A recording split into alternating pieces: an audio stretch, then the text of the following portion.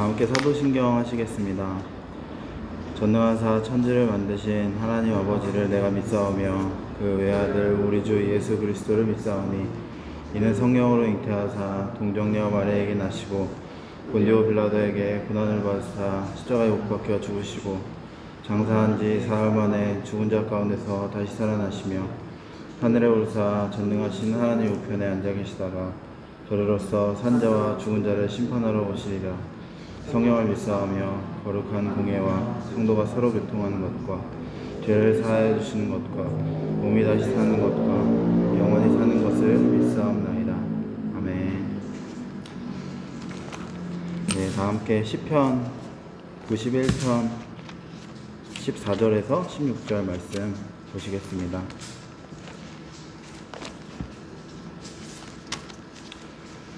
시편 91편 14절에서 16절 말씀입니다.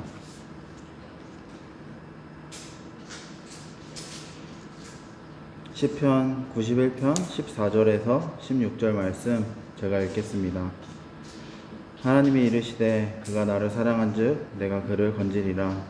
그가 내 이름을 안즉 내가 그를 높이리라. 그가 내게 간구하리니 내가 그에게 응답하리라. 그들이 환난 당할 때에 내가 그와 함께하여 그를 건지고 영화롭게 하리라. 내가 그를 장수하게 함으로 그를 만족하게 하며 나의 구원을 그에게 보리리라 하시도다. 아멘. 자, 메시지 성경으로 한 번 더 읽겠습니다. 하나님께서 말씀하신다. 내가 필사적으로 내게 매달리면 내가 온갖 곤경에서 너를 구해주리라. 내가 오직 나만 알고 신뢰하면 내가 너를 지극한 사랑으로 보살피리라. 나를 불러라. 내가 응답하겠고 내가 고난당할 때 너와 함께하며 너를 구해내어 잔치를 베풀어 주리라. 내가 장수하여 오래도록 구원의 생수를 마시게 하리라. 아멘. 이 시간 예배를 앞두고 함께 기도할 때 하나님의 이름을 부를 때 우리를 곤경에서 구해주시고 또 지극한 사랑으로 보살피시는 하나님을 기억하면서 하나님 앞에 예배에 나아갔으면 좋겠습니다. 기도하시겠습니다. 하나님, 우리가 주님의 이름을 부르며 하나님의 이름을 의지하여 하나님의 이름을 부르며 주님 앞에 나아갑니다. 하나님, 우리가 곤경에 처했을 때, 우리가 어려움이 있을 때, 고난에 있을 때 우리를 도우시고 구하시는 주님의 구원하시는 은혜에 나아갑니다. 주님의 크신 사랑으로 보호하시고 덮으시는 그 주님의 성품과 사랑하심을 의지하며 나아갑니다. 주님의 이름을 부르며 주님 얼굴로 나아가는 시간 우리 예배에 함께 해주시고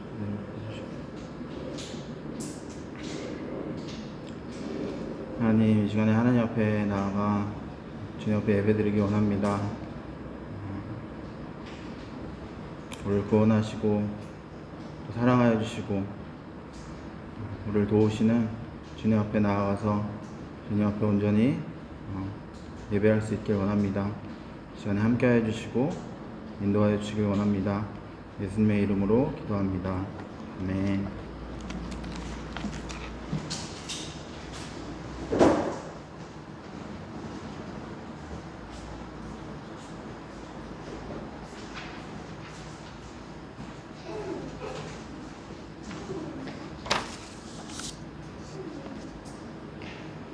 주 예수보다 더 귀한 것은 없네. 이 세상 부귀와 바꿀 수 없네. 영 죽을 내 대신 돌아가신 그 놀라운 사랑 잊지 못해. 세상 즐거움 다 버리고 세상 사랑 다 버렸네. 주 예수보다 더 귀한 것은 없네. 예수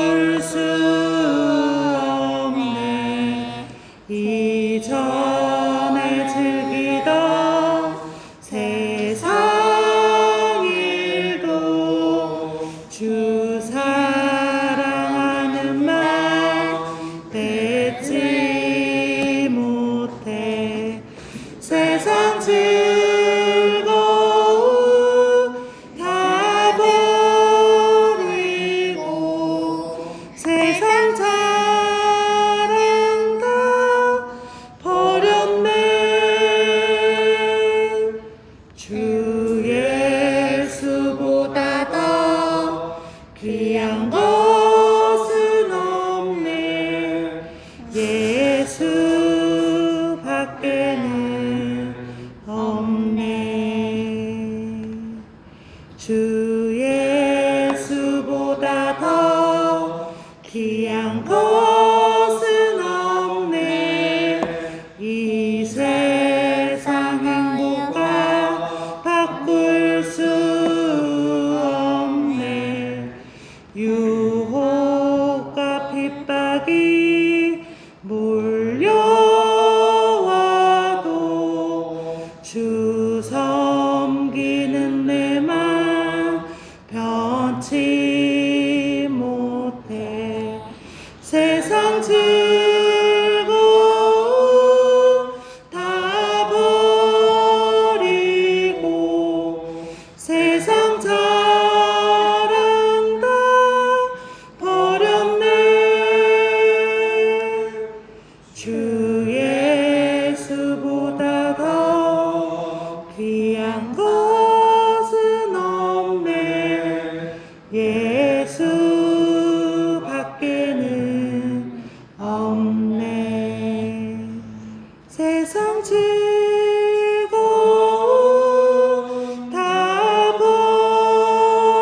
버리고 세상 자랑 다 버렸네. 주 예수보다 더 귀한 것은 없네. 예수 밖에는 없네.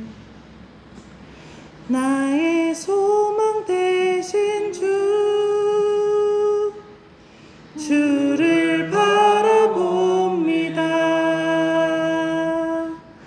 다시 오실 나의 왕 예수, 주를 기다립니다. 나의 소망 되신 주를 바라봅니다. 다시 오실 나의 왕 예수, 주를 기다립니다. 밤이나 낮이나 어제나 오늘도 영원히 주만 찬양해.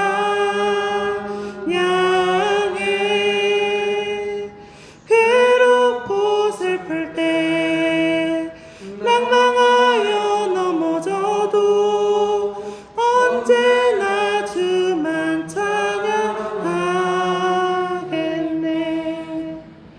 나의 소망 되신 주를 바라봅니다. 다시 오실 나의 왕 예수, 주를 기다립니다. 밤이나 낮이나 어제나 오늘도 영원히 주만 찬양해.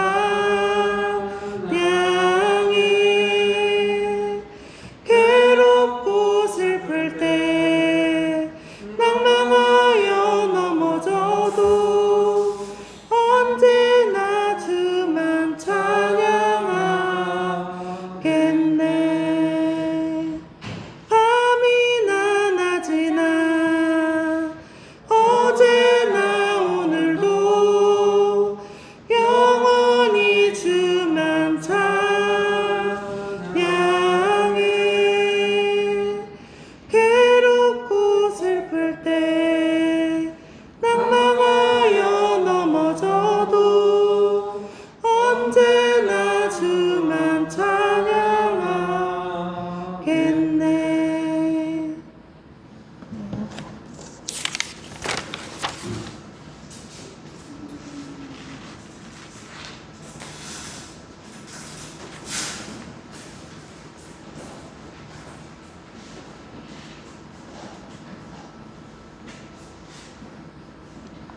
기도하겠습니다.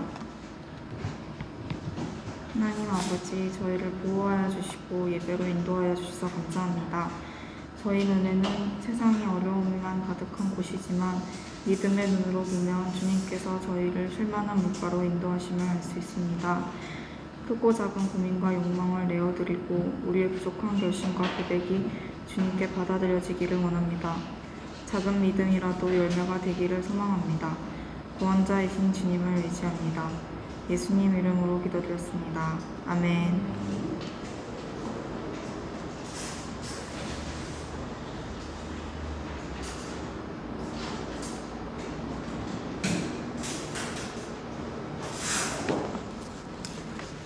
네, 성경 말씀은 다니엘서 2장 12절에서 19절입니다.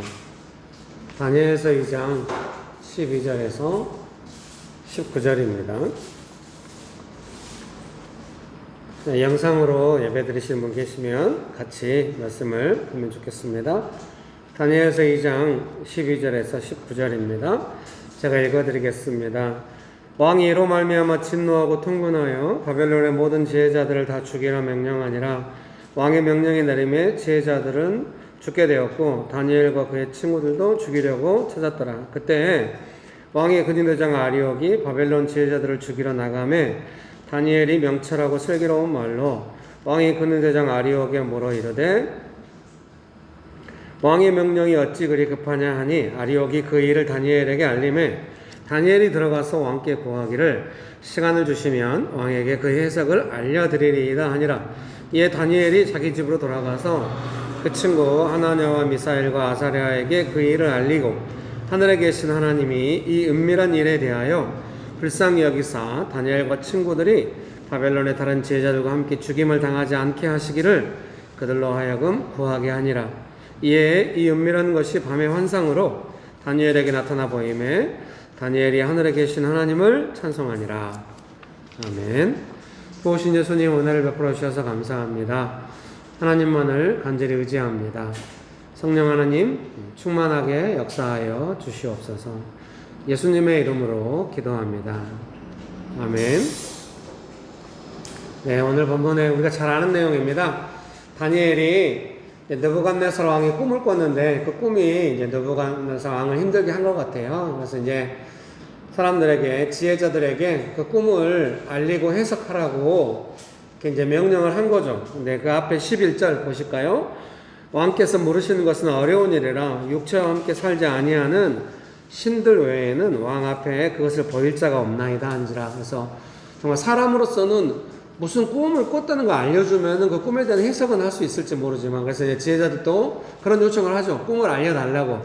그러면은 해석을 보이겠다고. 하지만은 이제 느부갓네살 왕은 꿈도 말하고 꿈의 해석도 말하라고 불가능한 일을 요구함으로써 이제 잘 안 되죠. 그러니까 12절에 보니까 왕이 이로 말미암아 진노하고 통분하여 바벨론의 모든 지혜자들 다 죽이라 명령하니라. 이런 일이 있는 거죠. 그래서 덕분에 이런 일 때문에 다니엘과 세 친구도 이제 목숨이 위태로운 죽게 된 그런 상황 가운데 놓여 있습니다.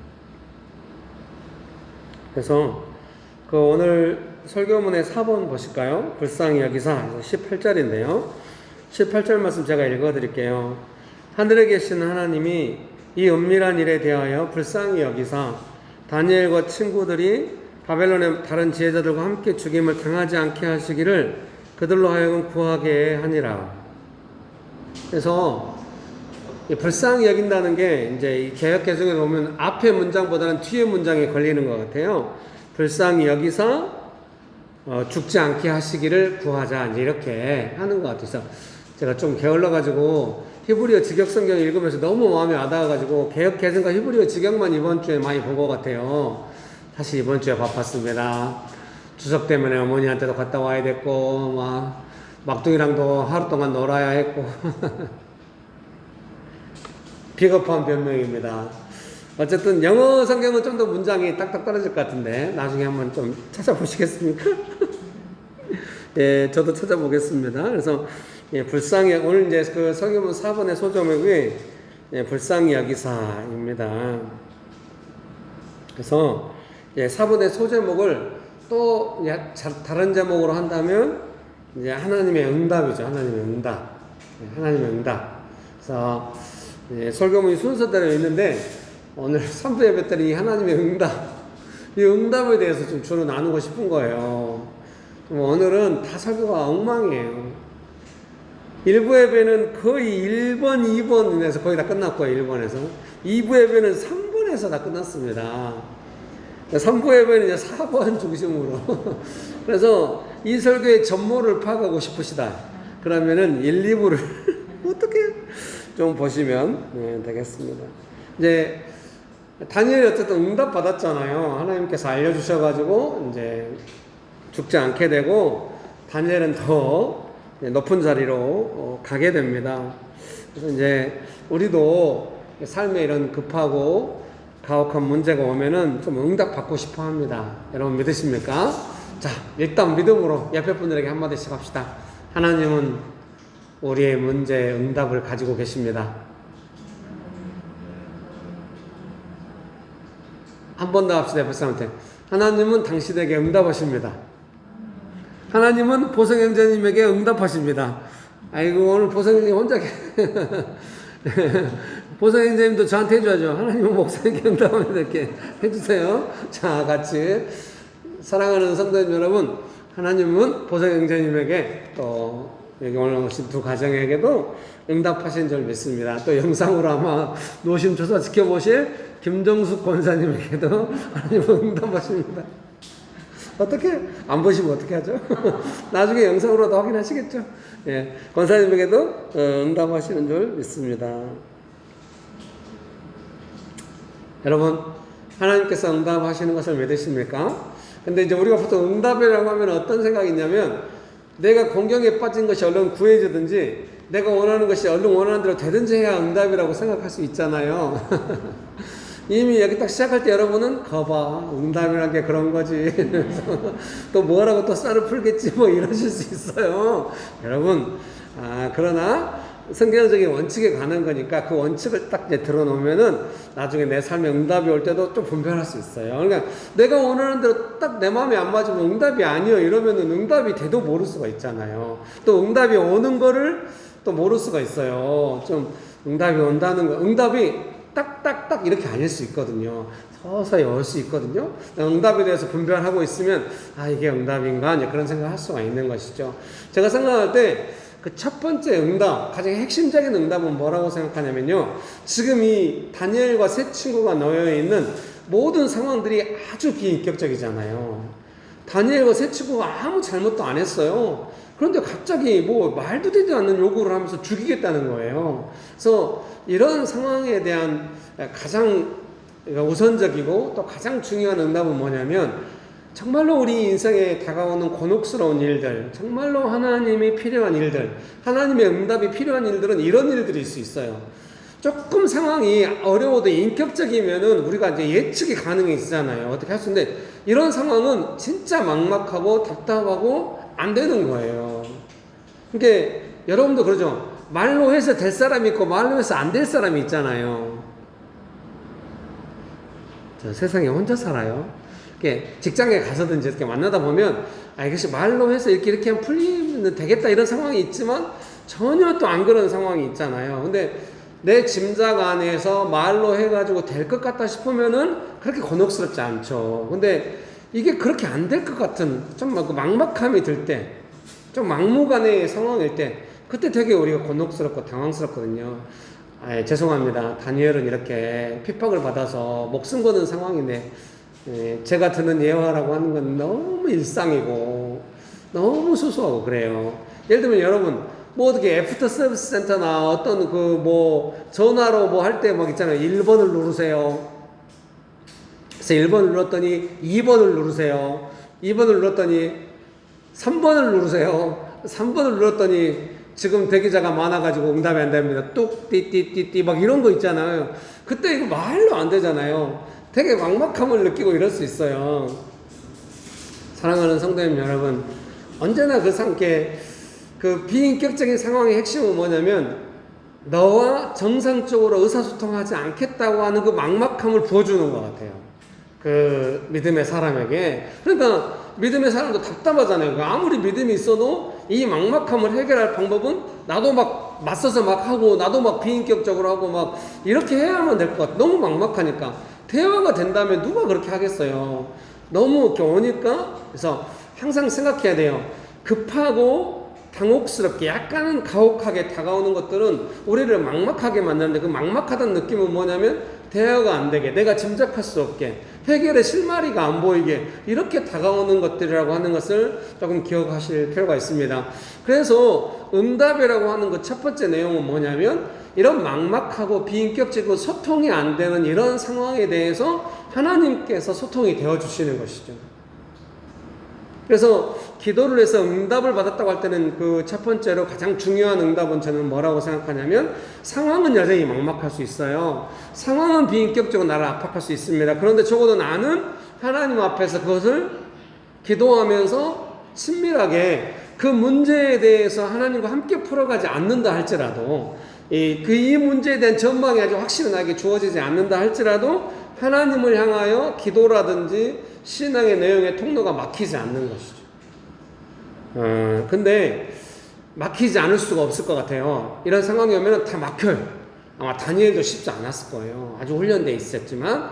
왜냐면 이런 제가 생각할 때 뭔가 핍박이나 우리 삶의 고통이나 어려운 문제가 올 때는 뭐 눈에 안 보이는 문제니까 알 수가 없어요. 근데 기도가 막히거든요. 이제 보통 우리가 기도가 막힌다고 표현하는데 막막해져요. 그 느낌이 뭐냐면, 이 상황이 나를 막막하게 만들어서 기도를 막히게 하는 이 인과성과 개연성을 잘 확보하기가 어려워요.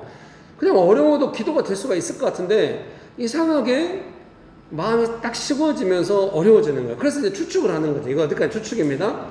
급하고 가혹하게 다가오는 이 문제들은 나로 하여금 뭔가 우리 눈에는 안 보이지만 기도할 만한 마음이 없어지게 만드는 것이 1차적인 목표가 아닐까, 이제 그런 생각이 드는 것이죠. 사실 우리가 믿음으로 사는 사람이 하나님을 향하여 신뢰 안에서 인격성을 유지하는 것을 잃어버렸다.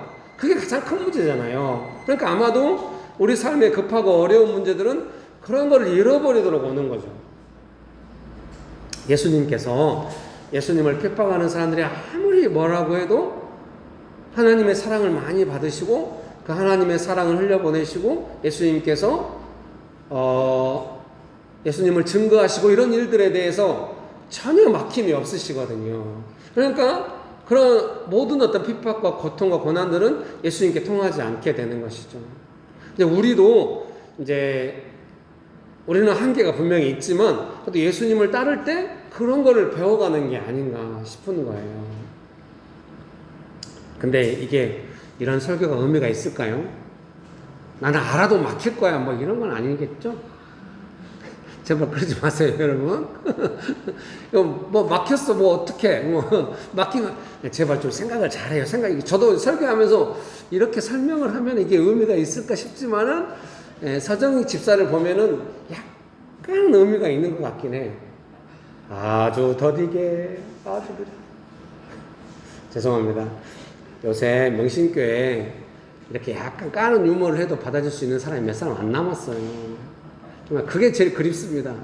두 팀이 나간 뒤로 막 조금 이렇게 마음껏 유머할 수가 없어가지고 제 유머의 80%는 잃어버리고 말았습니다. 지금 그런 식으로 유머하면 다 교회 안 나온다고 할 것 같아요. 죄송합니다. 그래서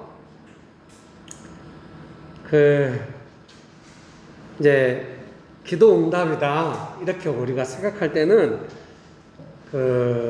비인격적인 상황이 몰아치고 너무 막막하고 기도가 막히고 막 이렇게 내가 돼도 그런 상황 가운데서 어떻게 하나님의 도우심을 구하고 어떤 하나님을 신뢰하는 그 인격적인 믿음의 내용들이 살아있을 수 있는가. 그래서 제가 아버지로서 우리 아이들, 자녀들을 돌볼 때도 그 내용이 살아있기를 간절히 조금 늘 그 부분을 돕는 것 같아요.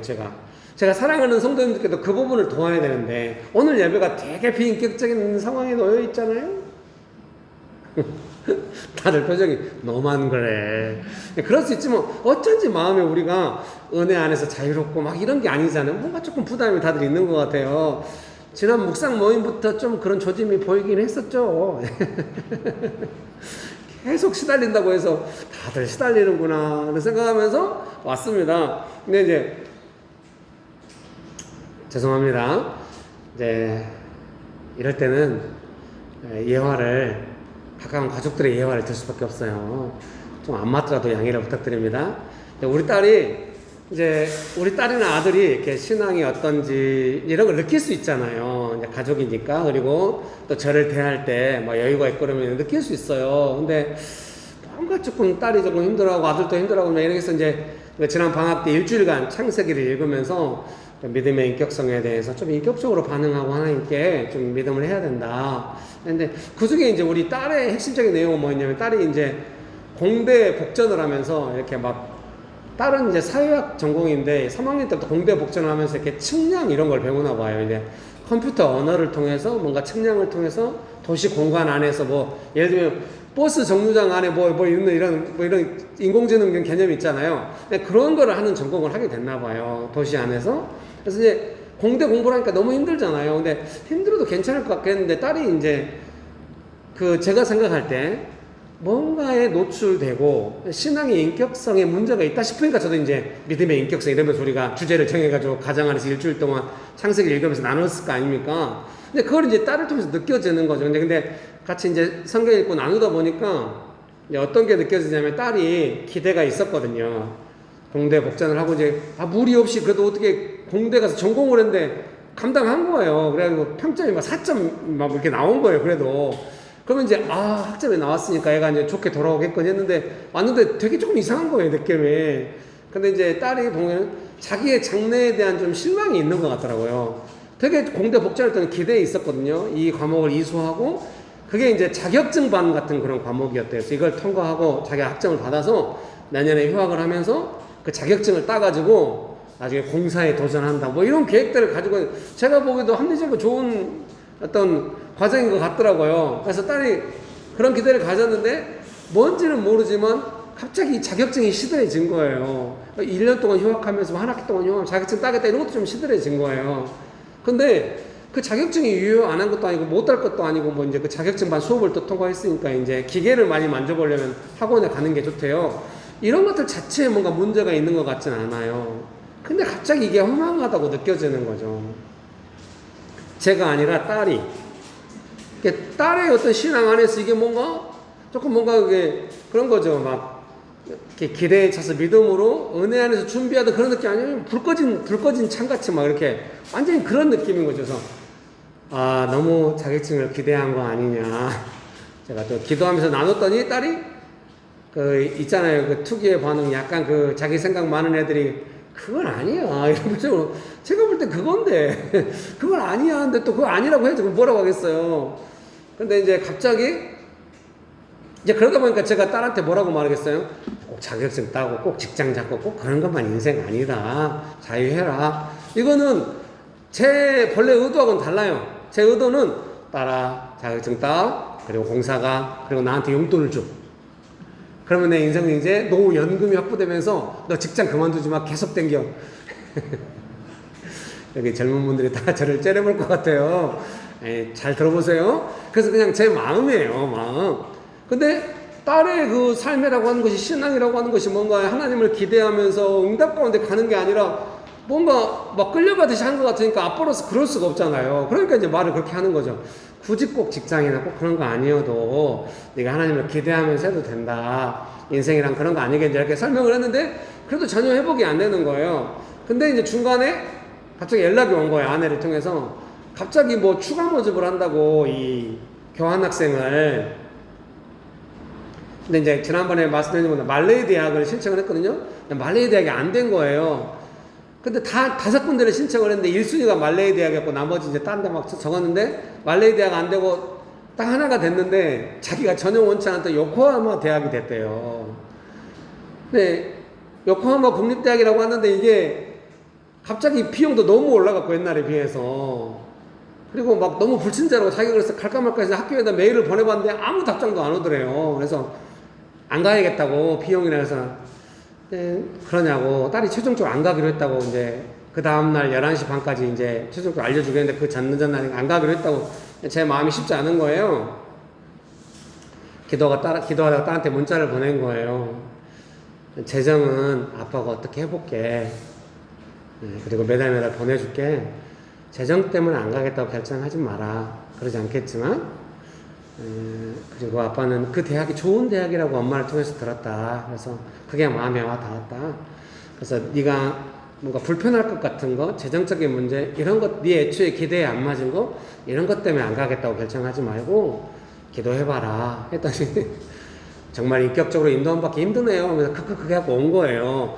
그거 자체가 약간 인격적이더라고요, 느낌에. 그래서 애매할 때 최고는 성경 말씀이다. 그랬더니 알았어요. 그렇게 왔어요. 그리고 결국 가기로 했어요. 그리고 있는데 갑자기 CBS에서 연락이 온 거예요. CBS 뭐 사회국인가 그래서 후원 하시고 싶은 분이 있다고. 그래서 그분이 돈을 좀 보내온 거예요. 이게 딴 사람도 연락이 와. 그리고 나서 바로 올포원에서 연락이 온 거예요. 다시 오셔야죠. 그래서 아니 한 텀 쉬고 가야 돼. 아니 지금 한 분이 빠져가지고 제발 와주세요 해가지고 가기로 했어요. 딸의 교환학생을 위해서 기꺼이 올포원에. 그래서 한 200만 원을 또 헌금을 보내준 거예요. CBS를 통해서 갑자기. 그래서 이거는 희락이 교환학생 헌금인가 보다. 그래서 희락이한테 주자 이렇게 결정을 했죠. 희락이한테도 위로가 됐을 것 같아요.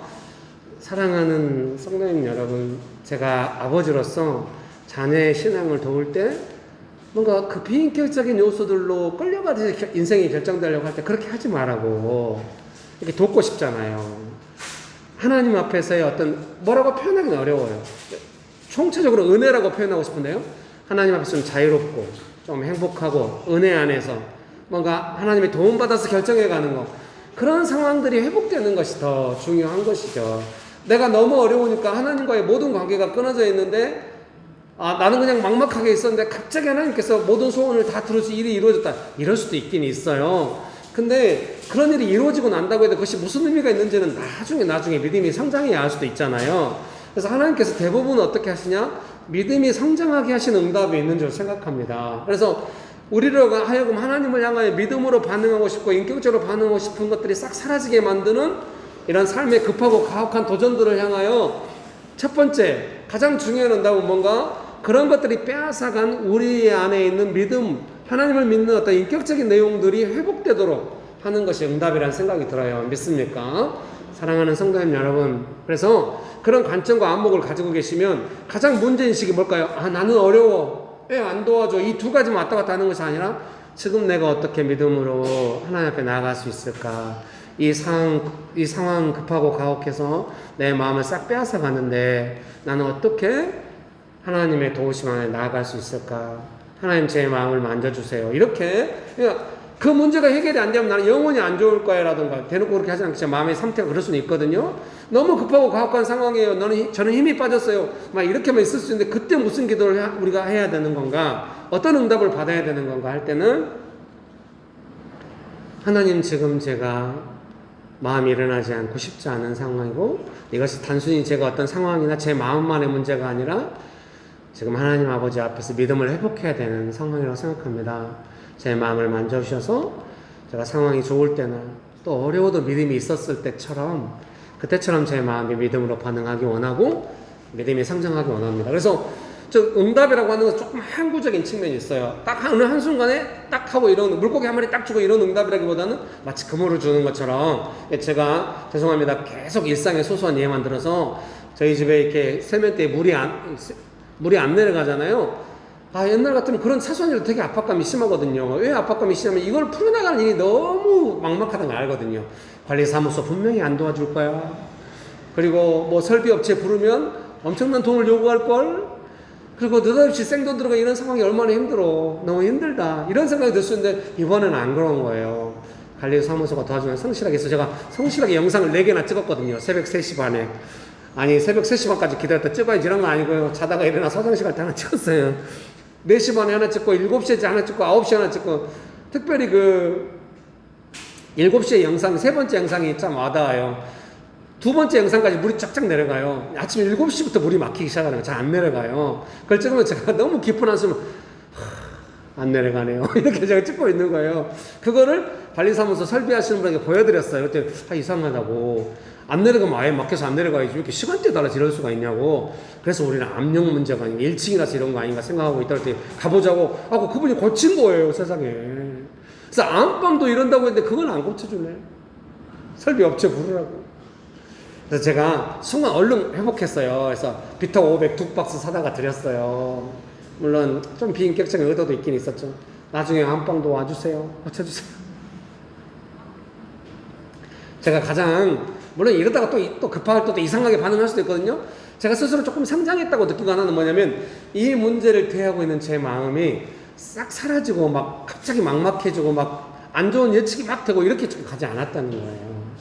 어쩐지 하나님을 기대하고 있었고 관리사무소랑 성실하게 대화해서 이분들이 똑같이 또 함부로 또 이렇게 좀 정성스럽지 않게 대화한다 할지라도 뭐 하나님의 도우심을 구하면서 계속 나아가리라 이런 기대가 빼앗기지 않은 것 같아요. 사랑하는 성도 여러분, 믿음이 성장했다, 하나님의 응답이 있다. 그것을 첫 번째로 우선적으로 가장 중요하게 한마디로 표현한다면 하나님을 향한 기대가 꺾이지 않는, 쉽게 빼앗아갈 수 없던 내 마음. 여러분 믿으십니까? 그런 응답은 이게 조금 어려워도 하나님을 향한 기대를 빼앗기지 않는. 여러분 묵상 모임 할 때 그때 묵상 모임 너무 잘했잖아요. 사도행전으로 바울이 막 짐 다 버리고 이제 뭐 먹고 탈출하려는 사람들 탈출하지 못하게 하라고 이러면서 무사히 빠져나온 바울이 어떻게 그렇게 하겠어요? 그 전에 하나님의 도우심이 있었잖아요. 너는 죽지 않는다. 너는 로마에 가서도 복음을 전해야 한다. 그래서 응답 받은 게 있는 거, 하나님을 향한 기대가 있는 그 응답의 오기까지 바울이 계속 정말 배가 그렇게 하면 되게 무섭거든요. 저도 배 타고 가다 빠져 죽을 뻔한 지 한 2번 있거든요. 되게 무서워요. 바울이 안 빼앗긴 거예요. 그래서 우리의 믿음의 성장이라고 하는 것은 그런 상황이라도 쉽게 마음을 빼앗기지 않게 되는 거죠.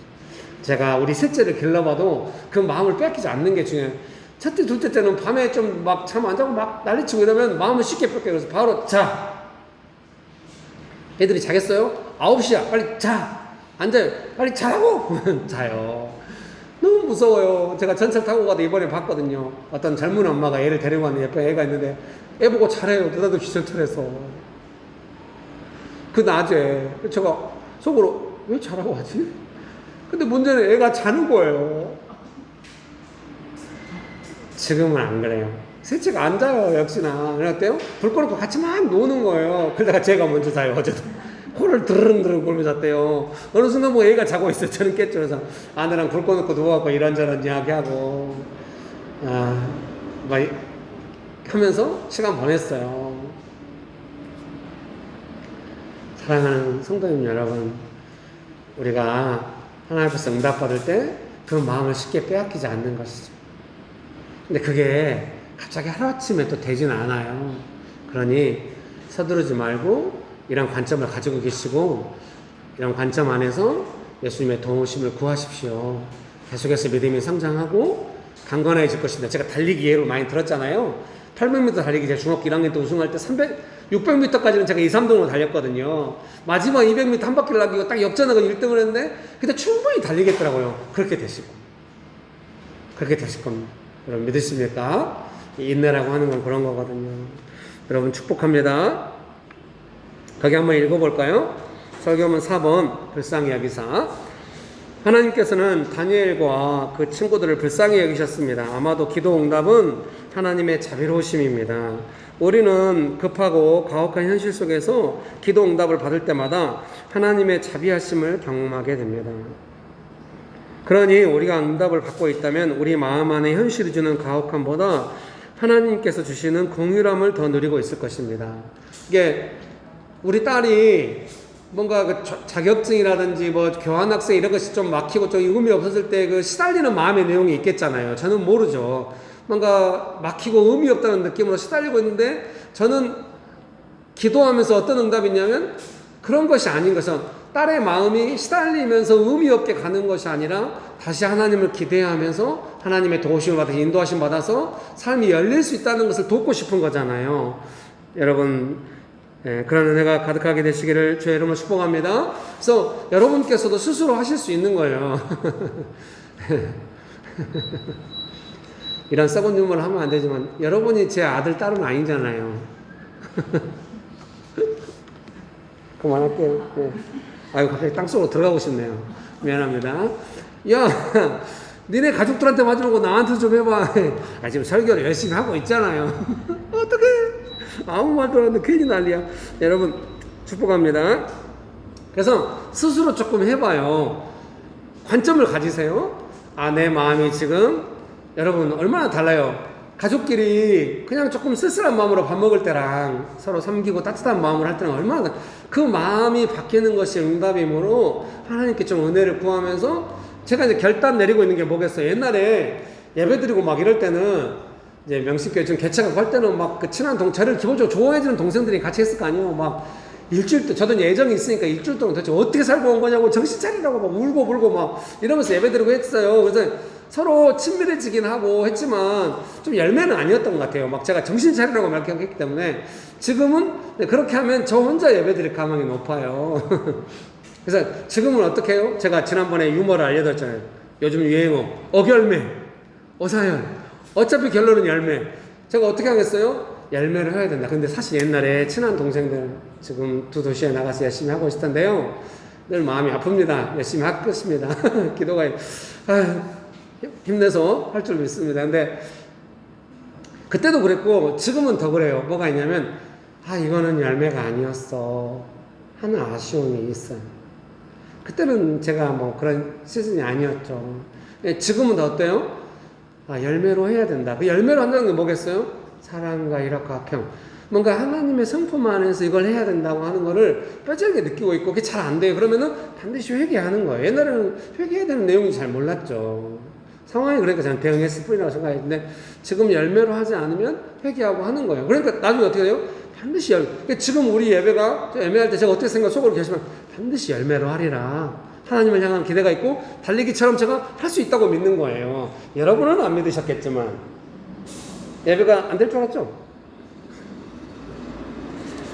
좀 받아줘요. 축복합니다. 진짜 안 되고 있는 건가? 네, 제가 생각하는 거예요. 옛날 같으면 저도 막막하게 몰려오니까 어떻게 살았냐고 예배를 이렇게 드리고 오는데 지금은 안 그런 거예요. 반드시 하나님에 대한 기도가 제 마음이 그 막막함에 함께 가는 것이 아니라 반드시 하나님이 일하실 수 있고 나는 열매로 안 하면 나는 후회하게 되고 회개하게 되는 거예요. 반드시 열매로 해야겠다. 하나님은 하실 수 있다. 그렇게 해가는 것이죠. 여러분 믿습니까? 다니엘이 당장 꿈에 대한 응답을 다 받아가지고 다 사역하지 못했지만 지금 그런데 자기를 죽이려는 아리옥이라든지 사람들을 대할 때 어떻게 해요? 다니엘은 하나님의 성품에 입각한 인격성으로 이 문제를 헤쳐나가고 있는 거예요. 이미 왜 이렇게 급한가, 왜 이렇게 가혹한가, 좀 기다려달라. 그것도 뭐 원망하듯이 했으면 그니들이랑 아리옥이 막 했을지도 몰라요. 근데 그런 거를 왕 앞에 나가서도 그 분노한 왕을 죽이라는 명령의 왕을 달랠 수 있을 정도로 다윗 안에는 인격성이 하나님의 함께 하심이 있는 거죠. 여러분 우리 그런 사람 되고 싶지 않아요? 저는 그런 사람 되고 싶어요. 여러분도 그런 사람 되고 싶죠? 아니 그런 사람 옆에 있고 싶어 이렇게 하지 말아요. 그러지 말고 우리 각자 다 그런 사람 돼야 돼요. 여러분 그런 사람 되기 원하시죠?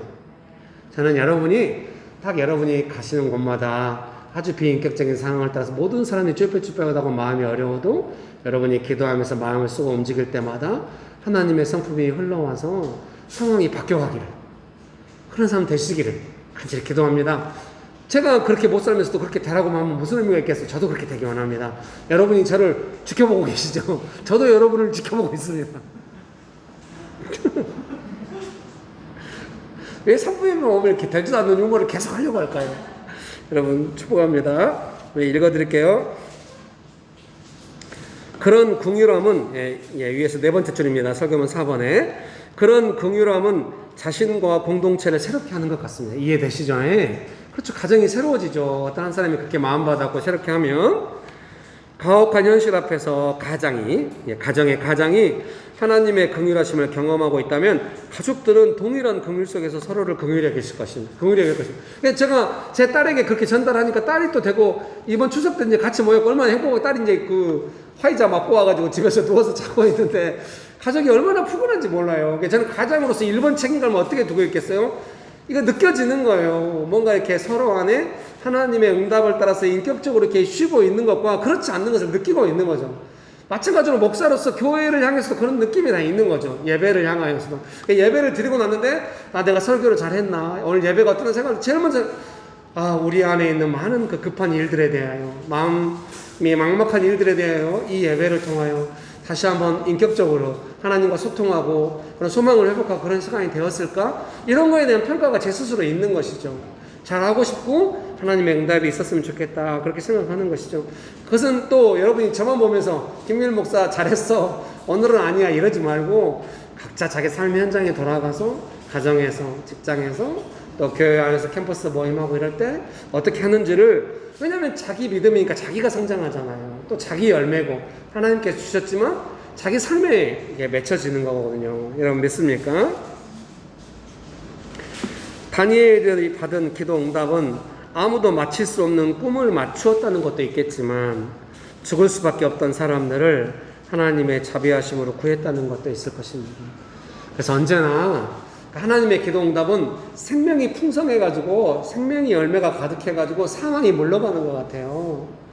뭔가 재정의 어려움, 관계의 어려움, 건강의 어려움, 많은 공격들은 올 수 있어도 하나님의 생명의 응답이 점점 풍성해진다고 한다면 그 생명을 따라 모든 필요한 것들이 주어진 줄 믿습니다. 믿으십니까? 그러니 내가 원하는 딱 그거 이전에 하나님의 생명이 풍성해지도록 내 마음부터 생명으로 바꾸어가면서 그 응답을 받으면서 나아가는 여러분 되시기를 주의 이름으로 축복합니다. 그렇게 되기 원하십니까? 제가 오늘 2부 예배 때 갑자기 찬양이 생각난 게 있었는데 가사를 잘 몰라가지고 앞부분 한 절 부르고 말았거든요. 네, 제목을 찾았어요. 여러분 한번 좀 찾아보실래요? 핸드폰 켜시고, 예, 우리 주 하나님, 네이버에서 찾으면 되거든요. 우리 주 하나님, 우리 주 하나님, 큰 영광과 존귀를 받기에 합당하신 지금 여기 계신 하나님, 온 천지 만물을 지으시고 다스리는 큰 권능과 능력으로 주의 말씀 이루시리.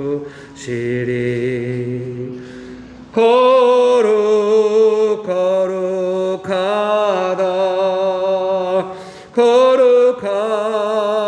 주 하나님, 곧 전능하신 이여, 하나님 나라에 만에 거룩하다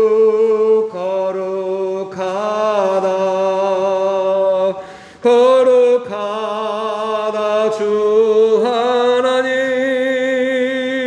곧 전능하신 이여, 하나님 나라 임하네.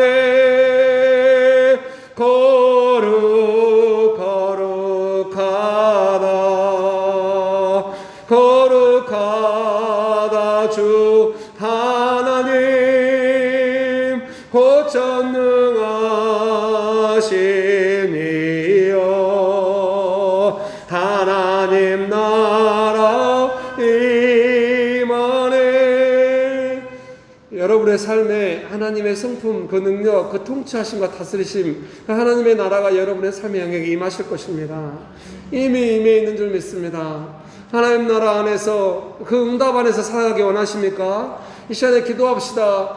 하나님, 모든 비인격적인 것, 막막한 것들은 물리치시고 하나님의 그 따뜻하신 성품을 따라 제 삶을 보호하시고 이끌어오신 하나님을 찬양합니다.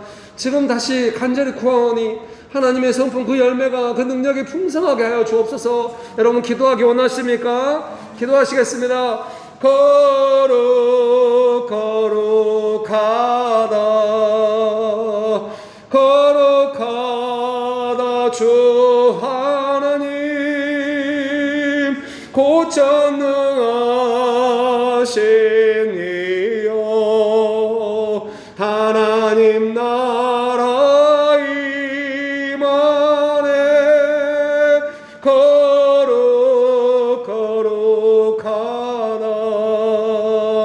거룩하다 주 하나님 오천능하신 이여 하나님 나라 임하네. 좋으신 아버지 하나님, 저희를 도와주셔서 감사합니다. 불쌍히 여겨주셔서 감사합니다. 예수님의 이름으로 기도합니다. 아멘.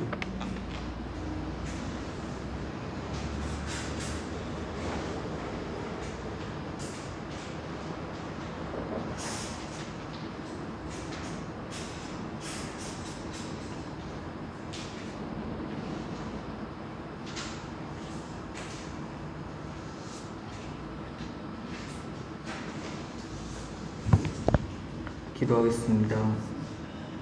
하나님 아버지, 오늘도 주의 전에 나오게 해주심에 감사드립니다. 하나님, 저희가 헌금을 준비했습니다. 기쁘게 받아주세요.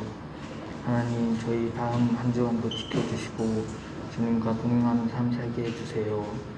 우리 마음에 여유를 주시고 현실적인 문제 앞에서 잠잠하게 해주세요. 우리가 용서받은 것처럼 다른 사람 용서하게 해주세요.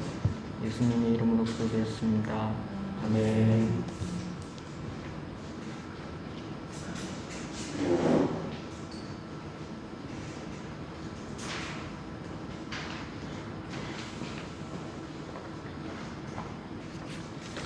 네, 광고입니다. 묵상 모임이 캠퍼스별로 줌을 통해서 진행되고 있습니다. 캠퍼스별로 진행하는 시간은 달라서 밴드에 나오는 광고 확인해 주시면 좋을 것 같습니다. 주일 예배는 3부로 드리고 있습니다. 그리고 유튜브로도 참여 가능하십니다. 1부는 10시 30분, 2부는 11시 30분, 3부는 오후 2시에 드리고 있습니다. 교회에서 과일을 준비했습니다. 가정에서 다 가져와서 나눠주시고 즐거운 추석 보내시면 좋을 것 같습니다. 그리고 떡도 준비를 해주신 것 같은데 다 함께 가져가시면 좋을 것 같습니다.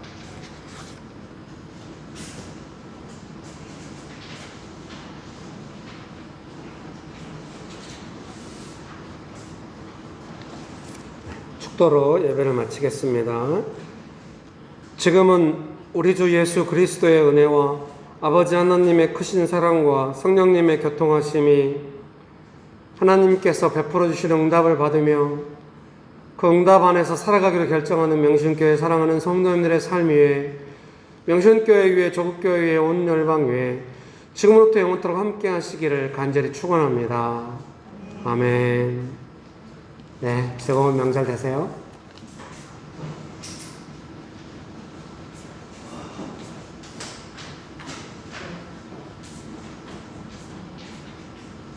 항상 포도 가져가셔야 돼요.